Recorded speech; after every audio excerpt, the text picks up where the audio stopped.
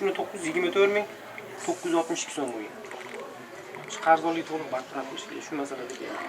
Andijon viloyatida ichimlik suvi bo'yicha to'lov intizomi hali ham yetarli darajada emas. Aholi abonentlarining qarzi 101.7 milliard so'm, tashkilot va korxonalarniki esa 4.6 milliard so'mni tashkil etmoqda. Bu holat suv ta'minoti tizimining barqaror faoliyatiga salbiy ta'sir ko'rsatmoqda, chunki suvni yetkazib berish, tozalash, nasoslar ishini ta'minlash va quvurlarni ta'mirlash ishlari aynan aholi to'lovlari hisobiga amalga oshiriladi. Shu bois qarzdorlikni qisqartirish va to'lov intizomini mustahkamlash bo'yicha chora-tadbirlar bosqichma-bosqich davom ettirilmoqda. Kuni kecha Majburiy ijro byurosi va Andijon suv ta'minoti aksiyadorlik jamiyati hamkorligida Andijon shahrining birlashgan mahallasida o'tkazilgan profilaktik tadbirda ichimlik suvi bo'yicha qarzdor iste'molchilar markaziy ta'minot tarmog'idan uzildi.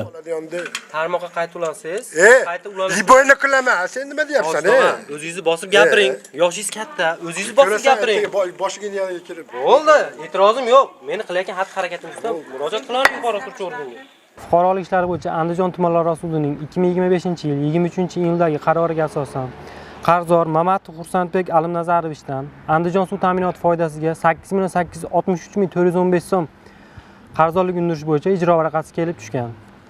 Ijro hujjati kelib tushgandan keyin qarzdorga ogohlantirish xati yuborilgan va qarzdor tomonidan qarzdorlik to'liq bartaraf qila olmasligi ma'lum qilingan. Shu sababli Andijon suv ta'minoti xodimlari bilan birgalikda majburiy ijro harakatlari davomida yashash xonadoni ko'zdan kechirilganda yashash ehtiyojidan ortiqcha bo'lgan mol-mulklari xatlanib va fuqaroning yashash xonadoni suv ta'minotidan uzildi.